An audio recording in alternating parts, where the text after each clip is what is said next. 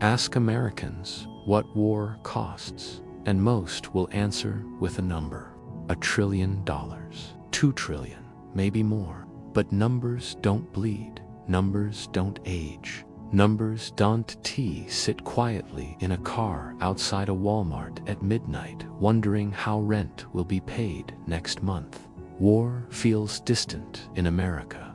It happens somewhere else, across oceans, on maps filled with arrows and acronyms. For most Americans, war is something seen on screens, narrated by anchors, debated by politicians, and then quickly replaced by the next headline.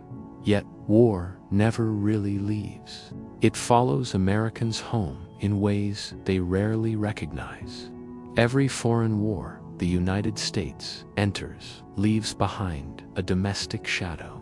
It shows up in empty factories that never reopened, in veterans waiting months for mental health appointments, in public schools holding bake sales for basic supplies, in bridges that rust while budgets disappear overseas. The true cost of war is not written only in defense ledgers. It is written into American life itself. Since the early 2000s, the United States has been in a near constant state of military engagement.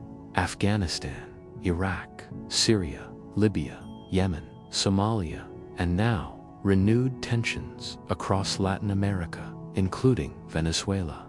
These conflicts are often framed as strategic necessities, moral obligations, or matters of national security. But rarely are they examined through a simpler question: what do they do to the people paying for them? The United States has spent over $8 trillion on post-9/11 wars. According to long-term cost studies by academic research groups tracking defense spending, veterans care, interest on war debt, and homeland security expansion. $8 trillion is an abstract figure until it is compared to American reality. It is more than the federal government has spent on education, infrastructure, housing assistance, and scientific research combined over the same period. It is money borrowed against the future of people who were children when the wars began, and are now adults struggling to afford groceries. This is where the American story begins to fracture. War spending doesn't arrive as a single shock. It accumulates quietly, year after year. Administration after administration, red and blue governments alike. While politicians argue over cultural battles, military budgets pass with near-automatic approval. Defense becomes the one area where consensus still exists, and that consensus has consequences. In American towns far from any battlefield, the effects are subtle but persistent. Local hospitals close emergency rooms because funding is tight. Public universities raise tuition again. Infrastructure bills stall for decades.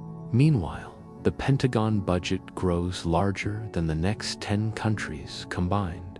This isn't coincidence, it's trade-off. And yet, most Americans are never asked directly if they want this trade. Wars are framed as events, not systems. Crises, not commitments. Temporary measures that somehow become permanent. Even when wars officially end, their costs do not. Veterans return with injuries both visible and invisible. According to recent veterans' health data, millions require lifelong care for physical wounds, PTSD, traumatic brain injuries, and chronic illness. These costs stretch decades into the future, long after headlines fade. Interest on war, borrowing alone, will cost American taxpayers trillions more in the coming years, even if no new conflicts begin. This is the hidden bill. And now, history appears to be circling back. In recent years, American foreign policy has quietly intensified pressure in regions closer to home. Latin America, long treated as a strategic backyard, is once again in focus. Venezuela stands at the center of renewed sanctions, covert operations, political pressure, and economic warfare. When war became normal policy, to understand how America arrived here, you have to step back before the headlines, before the hashtags, before the endless scrolling wars of opinion. You have to return to a moment when foreign intervention stopped being an exception and became routine. After World War II, the United States emerged, not only victorious, but dominant. Its cities were intact, its factories were booming, its currency became the backbone of the global financial system.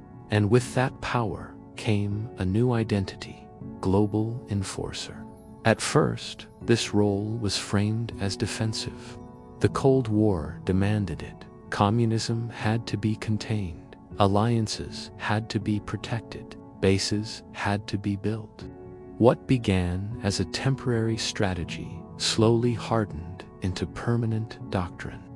By the late 20th century, the United States no longer prepared for war. It lived alongside it. Military bases spread across continents.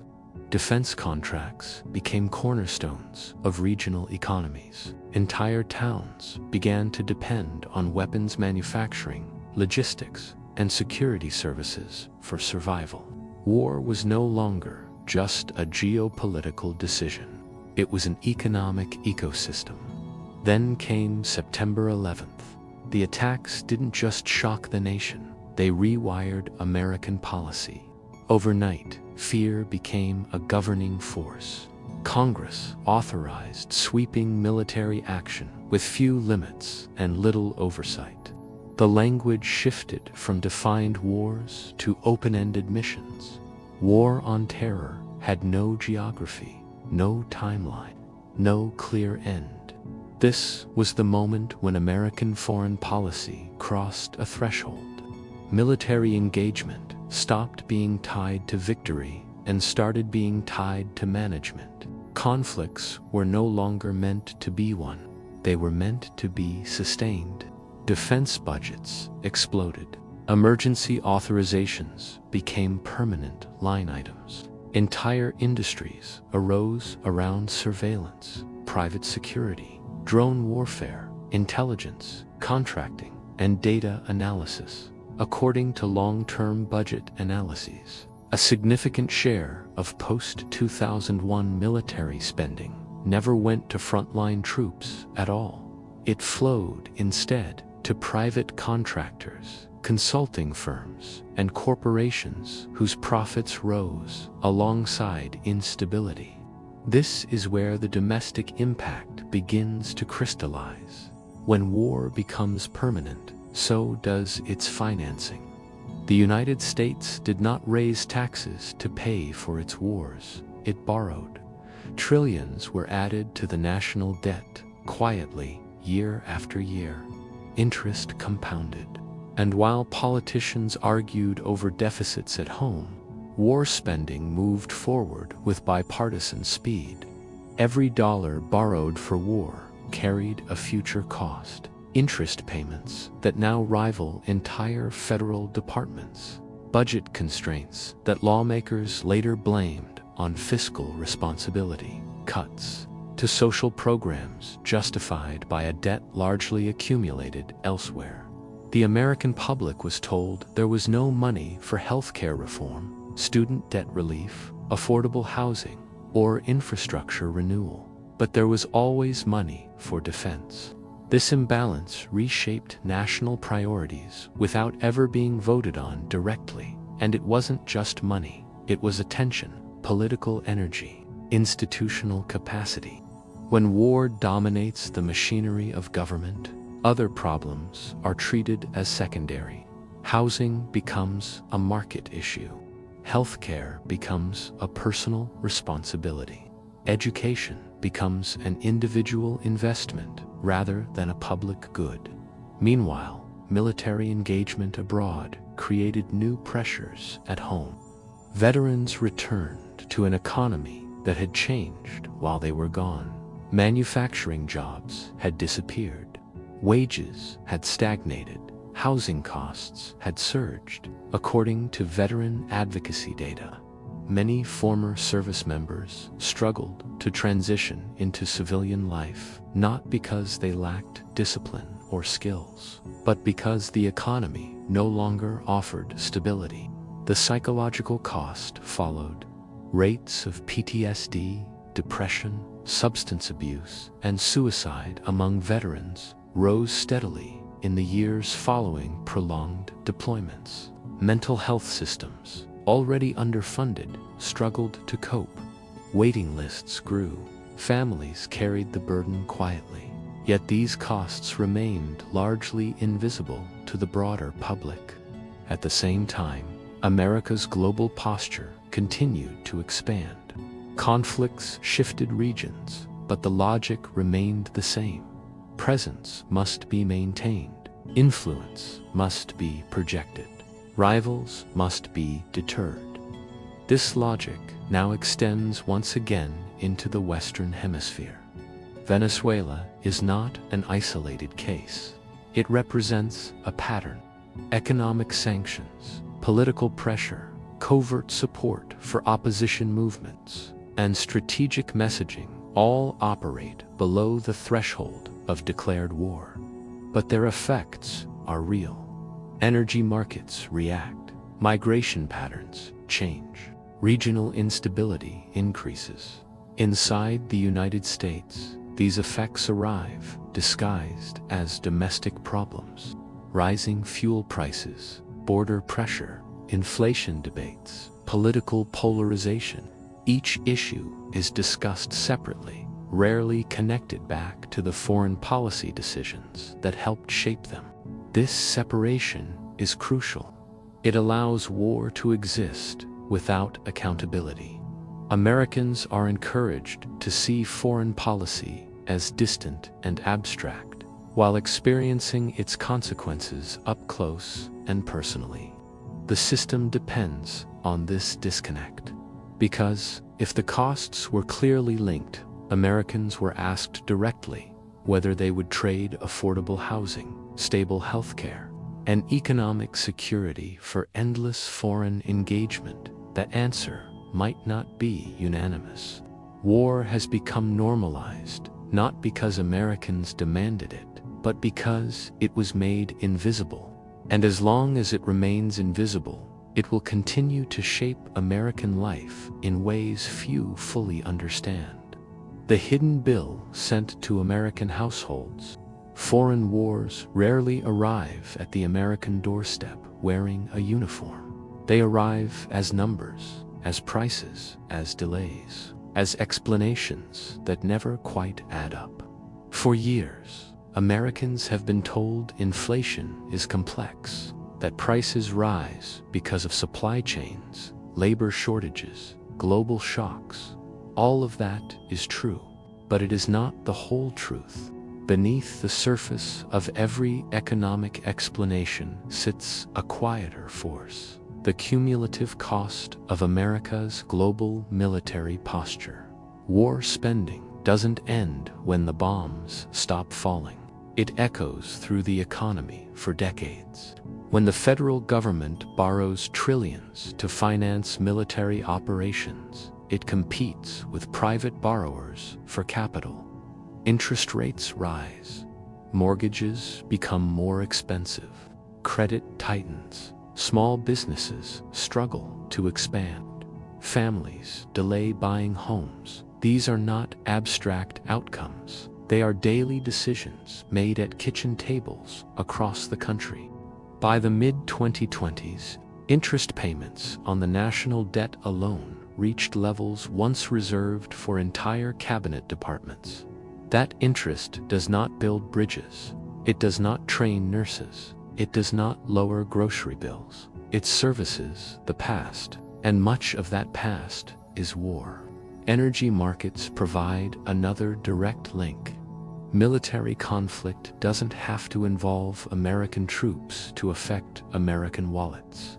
Tensions in oil-producing regions ripple instantly through global prices. Strategic sanctions, naval deployments, and proxy conflicts introduce uncertainty, and markets respond with volatility. Americans feel it at the pump long before they see it on a foreign affairs segment. Food prices follow closely behind. Fuel costs raise transportation expenses. Fertilizer markets are affected by global energy supply. Shipping insurance rises when geopolitical risk increases. These layers stack quietly until a carton of eggs costs twice what it did a few years ago. None of this is accidental, it is systemic. Then there is the opportunity cost. Every dollar allocated to sustained military readiness is a dollar not invested in domestic resilience. Infrastructure decays while defense budgets expand. Public transit struggles while aircraft carriers receive upgrades. Schools fundraise for supplies while weapons systems run billions over budget without consequence. The result is a nation that appears wealthy on paper but fragile in reality. Healthcare illustrates this contradiction sharply. The United States spends more per capita on healthcare than any other developed nation, yet outcomes lag behind. Part of the reason is administrative complexity. Part of it is profit-driven structure. But another part, long-term investment in public health infrastructure, has repeatedly lost out to short-term security spending framed as urgent and unavoidable. When crises hit, Americans are told systems are overwhelmed, that there aren't enough beds, enough staff, enough funding. These shortages did not appear overnight. They are the product of decades of choices. The labor market tells a similar story. Military engagement abroad has shaped employment at home in uneven ways. Defense-related industries provide stable, well-paid jobs, but they are geographically concentrated and skill-specific. Meanwhile, manufacturing hollowed out in regions without defense contracts. Trade disruptions and sanctions altered global supply chains, accelerating job losses in certain sectors while offering little retraining support. This imbalance fueled resentment. Communities left behind were told globalization was inevitable, even as foreign policy decisions actively shaped which regions thrived and which declined. Wages stagnated, productivity rose, profits climbed. The disconnect widened. By the time inflation surged again in the 2020s, many Americans were already stretched thin. Housing consumed larger shares of income. Healthcare costs rose faster than wages. Debt became a survival tool rather than a choice. Credit cards filled the gaps between paychecks. Savings evaporated. In this context, foreign policy is not a distant issue. It is a pressure multiplier. When policymakers respond to economic pain with temporary relief rather than structural change, the cycle continues. One-time payments, short-term subsidies, rhetorical concern. Meanwhile, long-term commitments to global military dominance remain untouched. This is not because alternatives don't exist. It's because changing course would require acknowledging a difficult truth, that America's sense of security abroad has come at the expense of security at home, and that truth is politically dangerous. So the bill is passed quietly, month by month, rate hike by rate hike, rent increase by rent increase. Americans don't see war spending on their receipts, but they feel it every time their paycheck doesn't stretch as far as it used to. Every time retirement feels further away. Every time stability slips just beyond reach.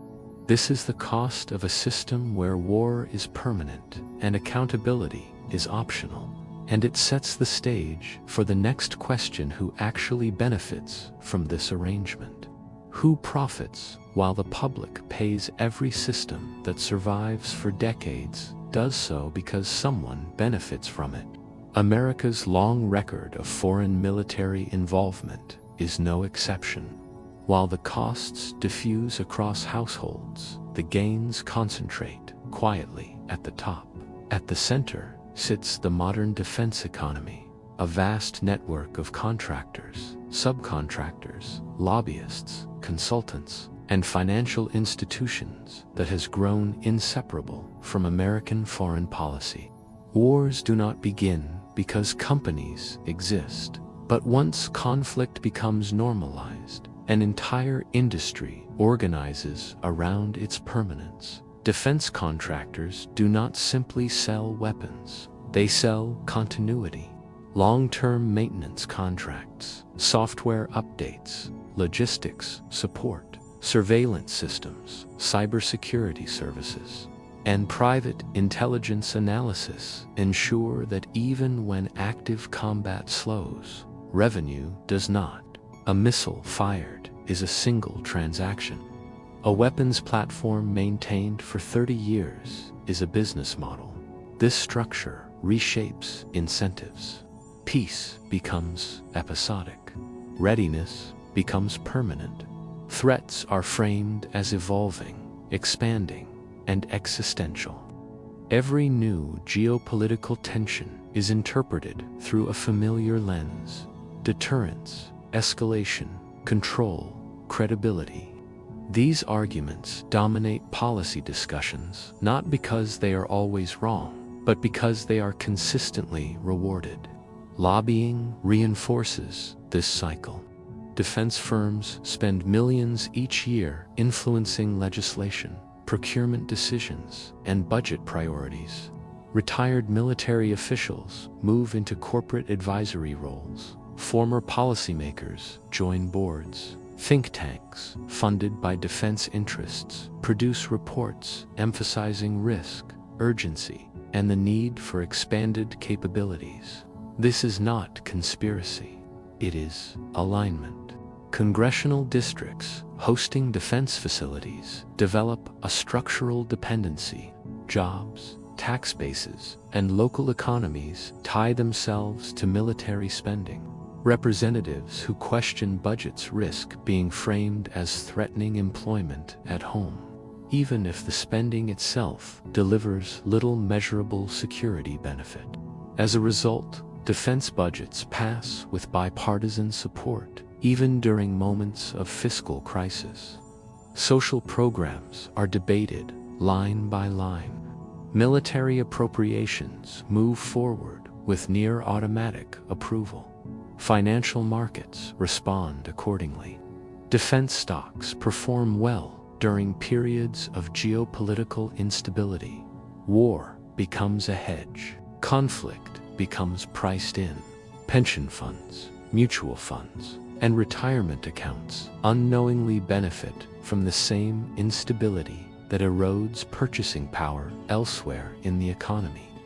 This creates a moral distance that is easy to ignore.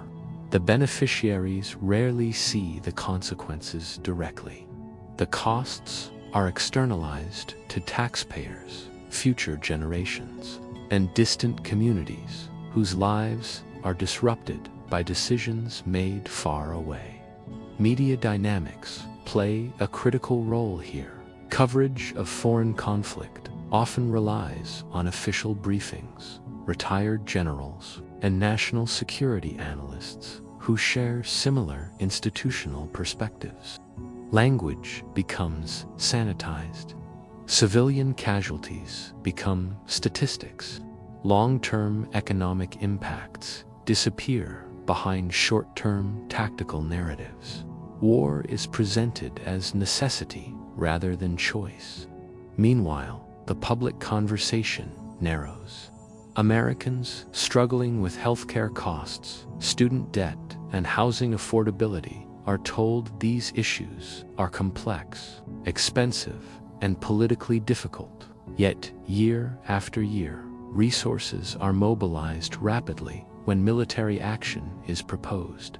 This disparity erodes trust. Over time, citizens begin to feel that the system responds quickly to distant threats, but slowly to domestic pain, that it protects global interests more aggressively than local livelihoods, that accountability exists everywhere except where the money is largest.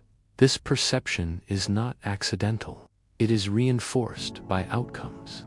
Veterans return home carrying physical and psychological wounds, while waiting months or years for adequate care. Infrastructure projects stall. Disaster relief faces bureaucratic delays. Schools rely on local fundraising, while national budgets expand elsewhere. The message, even if unintended, is clear.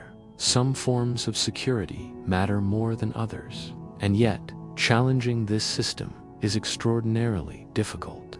The beneficiaries are organized, well-funded, and embedded within institutions that shape policy narratives. Critics are often framed as naive, unpatriotic, or unrealistic about global threats. The result is inertia.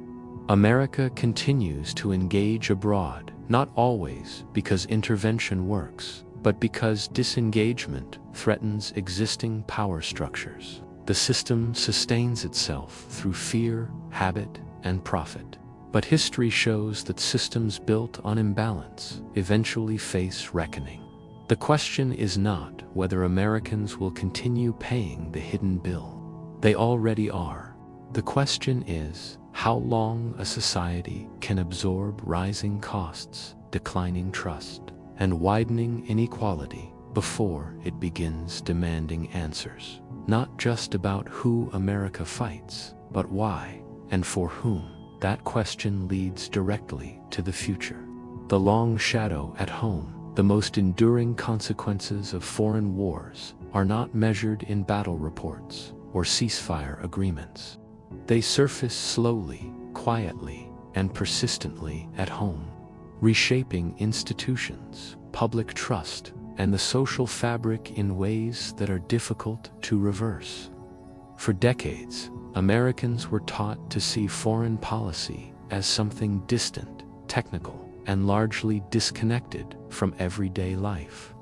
Wars happened over there. Their impacts belonged to soldiers, diplomats, and distant populations.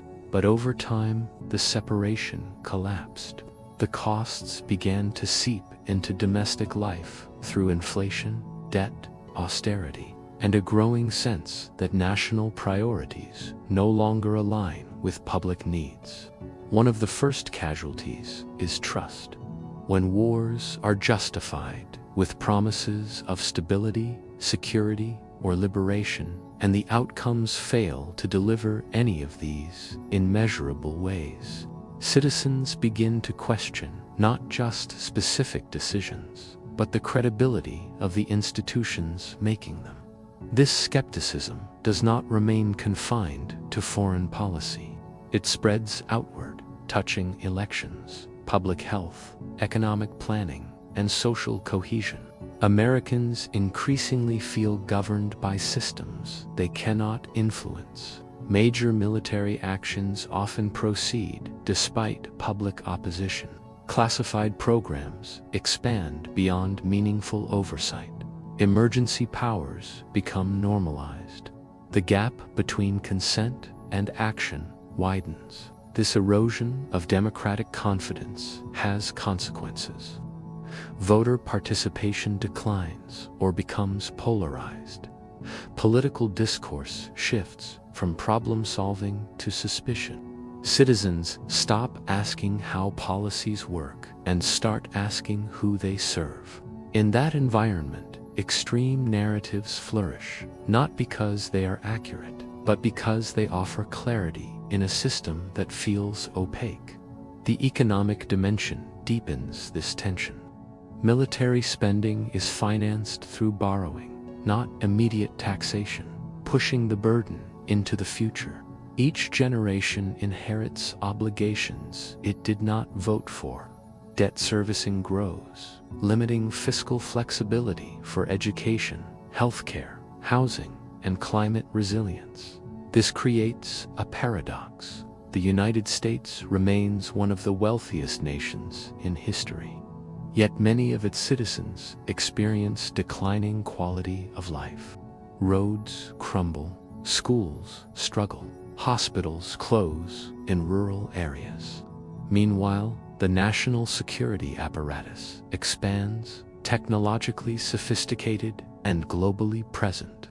People notice the contrast. Communities with high veteran populations experience unique strain. PTSD, substance abuse, and unemployment ripple outward to families and local services. Support systems exist, but they are often fragmented, underfunded, or reactive rather than preventative. The moral cost of war does not end with troop withdrawal. It lingers in emergency rooms, courtrooms, and classrooms. Civil liberties also feel the pressure. Surveillance powers justified by foreign threats increasingly applied domestically. The boundary between external security and internal control blurs.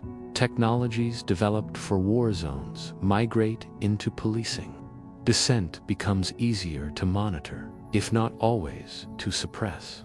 These shifts rarely arrive as dramatic changes. They accumulate through small legal adjustments, temporary measures that become permanent, and cultural acceptance that security requires sacrifice without clear endpoints. The result is a society that feels perpetually on edge, always preparing for the next crisis, yet struggling to address the slow-moving emergencies already present at home. Foreign policy decisions also shape how Americans see themselves. Prolonged intervention abroad complicates national identity. Our wars fought for defense, influence, economic stability, or ideological leadership. When motives appear mixed, citizens struggle to reconcile stated values with observed outcomes. This cognitive dissonance contributes to fatigue, not isolationism, but exhaustion. A sense that constant involvement has not produced proportional returns in safety or prosperity. At the same time, disengagement feels risky. Global power vacuums raise fears of instability. Allies depend on American presence. Economic systems are interconnected. The choice is no longer between war and peace, but between different kinds of risk. This is the trap of the long shadow. America's global role has become structurally difficult to change because the consequences of changing it are uncertain, while the costs of maintaining it are familiar and diffused. Incremental damage feels safer than transformational adjustment. Yet history suggests that societies cannot indefinitely sustain contradictions between their external ambitions and internal well-being. When domestic foundations weaken, global influence follows. The question facing Americans is not whether foreign policy matters at home. That question has already been answered. The question is whether a different balance is possible, one that measures security not only by military dominance, but by economic stability, democratic legitimacy, and the lived experience of ordinary people. That question does not belong to generals or corporations alone. It belongs to the public.